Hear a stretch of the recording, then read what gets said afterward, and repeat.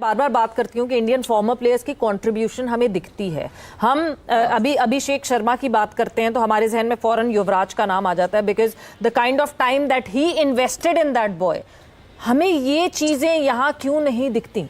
वो जो level of respect है ना, ऐसा नहीं है कि उनके आपस में डिफरेंसेस नहीं होते हैं आपस में डिफरेंसेस, बट जब वो बड़े ग्रेटर स्टेज पे आते हैं वो लेवल ऑफ रिस्पेक्ट जो दिखता है एक दूसरे के लिए। बात यह है कि अगर इंडिया की बात करें तो वो एक कौम है, ठीक है, ठीक है, आपस में मसले मसाइल उनके, ठीक है, हर ड्रेसिंग रूम, इवन के गोरों में भी ये चीजें चलती हैं, लेकिन जब बात मुल्क की आ जाती है और ग्राउंड में जब वो उतरते हैं तो बस उनके लिए सब कुछ साइड पे है। वो बाद में हम मसले हल कर लेंगे, पहले बात उससे बड़ी चीज की बात है, वो है मुल्क आपका। तो ये वो लोग होते हैं, ये वो प्रोफेशनलिज्म है। जो प्लेयर्स की बात कर रहे हैं, वो प्लेयर्स डेफिनेटली अपने सीनियर्स को रिस्पेक्ट नहीं करते, और मेरा ख्याल से जो प्लेयर या जो भी इंसान अपने सीनियर्स को रिस्पेक्ट नहीं करते, मुझे नहीं लगता कि कहीं भी किसी लेवल पे कोई तरक्की पा सकता है। वो जो लेवल ऑफ रिस्पेक्ट है ना, ऐसा नहीं है कि उनके आपस में डिफरेंसेस नहीं होते हैं आपस में डिफरेंसेस, बट जब वो बड़े ग्रेटर स्टेज पे आते हैं वो लेवल ऑफ रिस्पेक्ट जो दिखता है एक दूसरे के लिए। एंड साथ ही साथ क्योंकि संजू सैमसन की अभी बात कर रहे थे तौसीफ साहब, कल संजू सैमसन जो है वो अपने इंटरव्यू में कहते हैं कि जब उन पे बुरा वक्त आया तो it was Sachin Tendulkar who backed him, who supported him, और वर्ल्ड कप में जब वो मैच खेलने की अपॉर्चुनिटी मिली संजू सैमसन को, और कल भी यानी before the final Sachin Tendulkar called him और उनकी हौसला अफजाई की। कितना इंपॉर्टेंट होता है ये एक प्लेयर के लिए, और जिस लेवल पे सचिन तेंदुलकर को माना जाता है। सवेरा, हमारे कुछ बोर्ड मेंबर हैं, वो चाहते हैं कि उनको हम शुरू में, ठीक है, मेरी एक आदत है, हम सबको सपोर्ट करते हैं, लेकिन वो चाहते हैं कि हम अपने निकम्मापन, जब हमें काम नहीं आता और काम नहीं कर सकते, वो चाहते हैं तब भी टीवी पे बैठ के हम उनकी तारीफें करते रहें, ठीक है ना।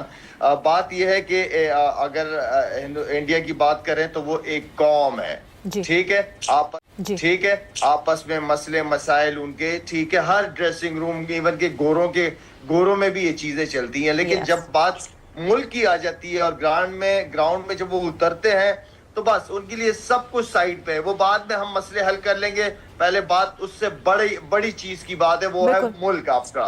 तो ये वो लोग होते हैं, ये वो प्रोफेशनलिज्म है जो मुल्क के नाम पे आती, कॉम्प्रोमाइज किसी चीज को नहीं। वो फिर मेरे ख्याल में तो ये जो सैमसंग ने बात की है, रिस्पेक्ट देते हैं वो लोग, अपने सीनियर्स को बहुत इज्जत देते हैं और सीखते हैं, कोई मुश्किल होती है और वो इतनी अच्छी बात होती है, वो सीनियर्स उनके साथ बात भी करते हैं, ठीक है ना। हमारे यहाँ हम भी फोन कर लेते हैं, हम भी बात करते हैं, लेकिन वो ये चाहते हैं कि बस हमें जो है वो, हम नहीं भी कर रहे हमें तब भी सपोर्ट करे, हम अच्छा नहीं कर रहे, हम सीख नहीं रहे, हम बेहतरीन नहीं लेके आ रहे, हमें फिर भी सपोर्ट करे, शायद अफरीदी टीवी पे बैठ के।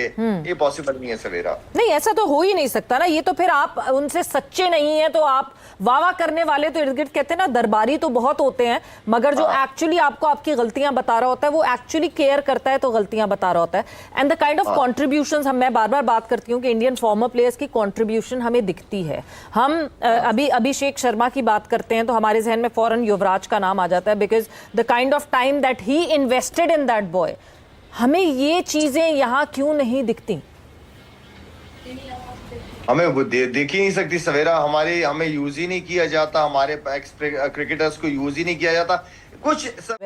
तो सेलिब्रेशन तो भरपूर किस्म की हुई। तौसीफ साहब, कितना मतलब वो वाला मज़ा, कितना मज़ा होता है कि जब आप अपने ही मुल्क में इतनी बड़ी आवाम, इतने सारे स्पेक्टेटर्स के सामने ट्रॉफी लिफ्ट करें। ये वो ख्वाब था जो 2023 में पूरा नहीं हो सका था इंडिया का, और इस दफ़ा T20 फॉर्मेट में पूरा हो गया।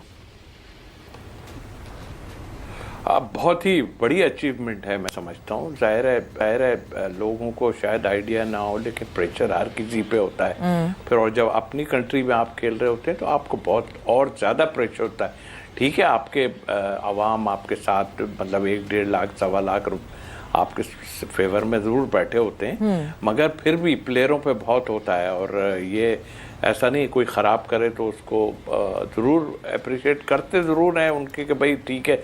जैसे कि अभिषेक की बात करूं, देखिए आपने नहीं कर रहा और आने के बाद उसने फिर जो है उसको खिलाते रहे, और आज देखें उसकी परफॉर्मेंस क्या है कि कल फिर उन्होंने तो अच्छे प्लेयर को अपने पास रखते हैं और उसके बाद उससे परफॉर्मेंस लेना जानते हैं। तो मेरा ख्याल है एक कंट्री के लिए इससे बड़ा अचीवमेंट कोई नहीं हो सकता कि वो अपने मुल्क में रह के सेलिब्रेट बिल्कुल करना चाहिए, क्यों नहीं करेंगे।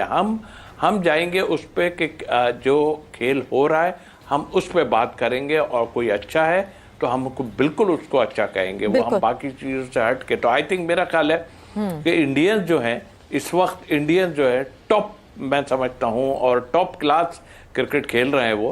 और जाहिर है उसको हम ये नहीं कहेंगे कि अपनी कंट्री में खेल रहे हैं, तो अपनी कंट्री में हारे भी हैं पूरी तरह वो टेस्ट मैच वगैरह, बट उनकी जो एक उन्होंने जो प्लान किया हुआ है वो उसको देख रहे हैं। हाँ। उनके पास बैकअप भी बाहर बैठा हुआ है, उनके पास लोग बैठे हुए हैं सारे बाहर, तो आई थिंक यही एक कामयाबी है।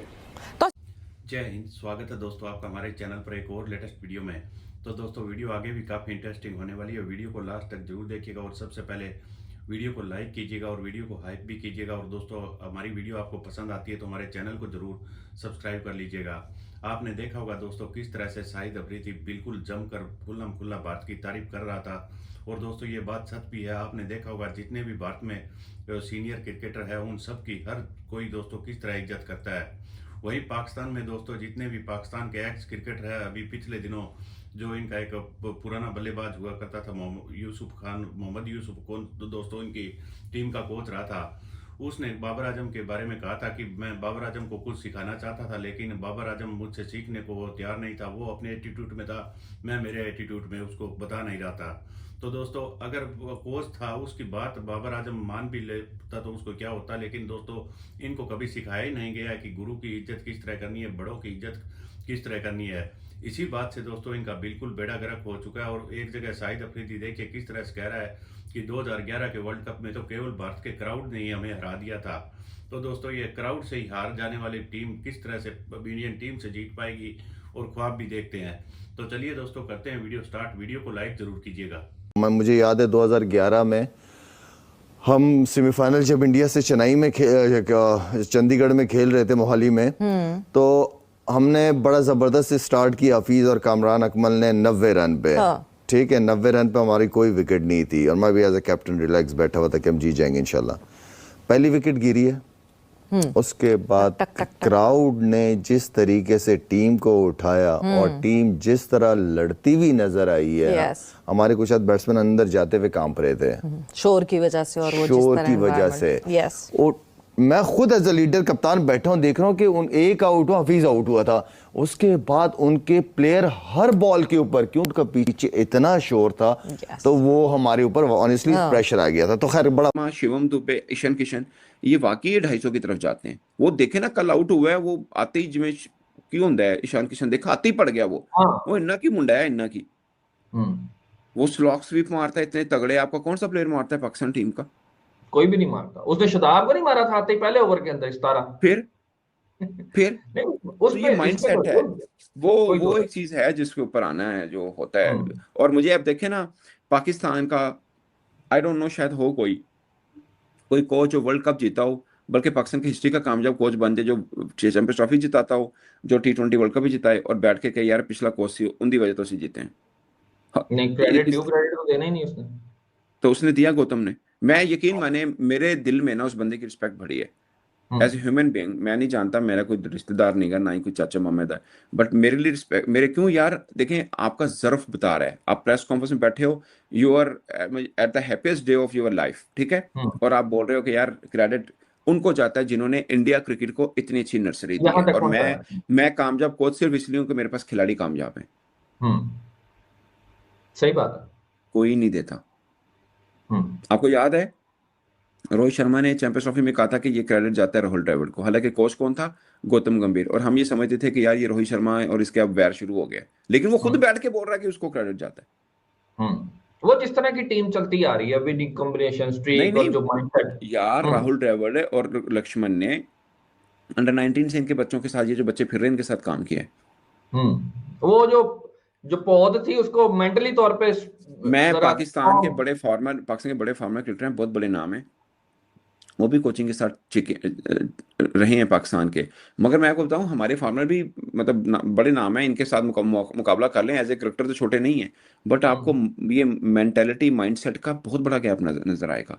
उनका माइंडसेट, अब देखें ना, राहुल द्रविड़ वाला रोल कौन, मैं कहता हूँ पाकिस्तान छोड़िए, बाकी दुनिया में कौन कर सकता है।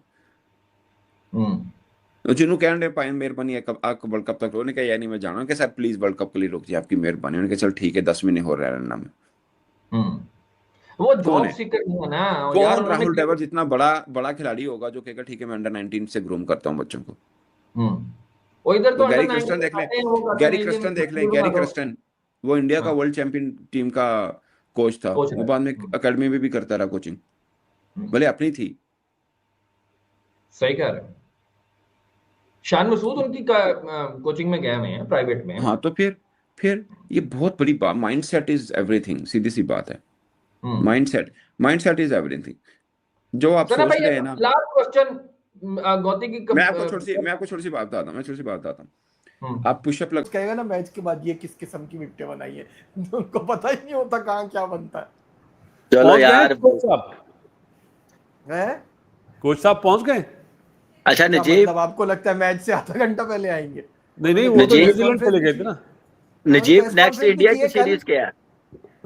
अभी देखी नहीं है, चेक नहीं की अभी मैंने। दोनों की फ्रेंडशिप सीरीज है, दोनों की, उनकी अफगानिस्तान से। ओ नाइस। ये आईपीएल से पहले? ये नहीं पता मुझे। आईपीएल से पहले आईपीएल से पहले नहीं, टेस्ट मैच भी है उनका क्या आईपीएल आईपीएल से से पहले कुछ है मेरा ख्याल है। अफगानिस्तान मेरे ख्याल से टेस्ट मैच भी है आईपीएल ही उनका। है, आईपीएल ही शुरू हो रही है, दिन इतने तो है नहीं है। 26 से आईपीएल है ना? 28 से। ये आपको अचानक से तो दोस्तों उम्मीद करता हूँ आपको वीडियो काफ़ी अच्छी पसंद आई होगी। हम आपके लिए दोस्तों इसी तरह की एक से एक बढ़िया इंटरेस्टिंग वीडियो लेकर आते रहेंगे। आपको पता ही है दोस्तों, ये जब भी भारतीय टीम जीतती है तो अब तो दोस्तों ये बिल्कुल वर्ल्ड वाइड वर्ल्ड कप था, इतना बड़ा टूर्नामेंट दोस्तों, भारतीय टीम जीत गई है तो अब पाकिस्तानियों को हजम होना, तो इनमें काफ़ी इनको दोस्तों दिक्कतें महसूस हो ही रही है। आपने देखा होगा किस तरह से भारतीय टीम की जीत पर पहले कीड़े निकाल रहे थे, कभी पिच बैट बॉल सब हर कुछ कर लिया दोस्तों। अब दोस्तों ये पटरी पर आए हैं और इस तरह की ठीक अच्छी बातें भी करने लगी है। आपने देखा होगा दोस्तों, भारत के जो भी अब यंग क्रिकेटर आते हैं वो किस तरह से अपने सीनियर खिलाड़ियों की दोस्तों इज्जत करते हैं, चाहे वो क्रिकेट टीम में खेल रहे हो चाहे ना खेल रहे हो। काफ़ी सारे क्रिकेटर दोस्तों इस तरह के भी है इंडिया में, जो कि ना ही अब वो बीसीसीआई के टच में है, लेकिन भारत के लिए उनका योगदान काफ़ी रहा था। जब कभी भी दोस्तों वो ग्राउंड में जाते हैं तो जब हमारे यंग क्रिकेटर उनको किस तरह से पैर छूकर इज्जत करते हैं, लेकिन पाकिस्तानियों को ये बात बिल्कुल भी नहीं सिखाई जाती। अब दोस्तों ये भारत से मुकाबला हारे थे तो आपने देखा होगा पाकिस्तानी मीडिया में बातें चलती थी कि 90 के दौर में हम भारत को हर रोज हराते थे, ये करते थे वो करते थे। उधर श्रीलंका से शादाब खान ने स्पष्ट बोला था कि 90 वाले क्रिकेटर तो भारत को वर्ल्ड कप में एक भी बार नहीं हरा पाए, हमने एक बार ही तो हराया था। तो दोस्तों सीनियर की इज्जत इनके जो मौजूदा टीम के खिलाड़ी है वो भी आपने देख लिया होगा किस तरह की जाती है।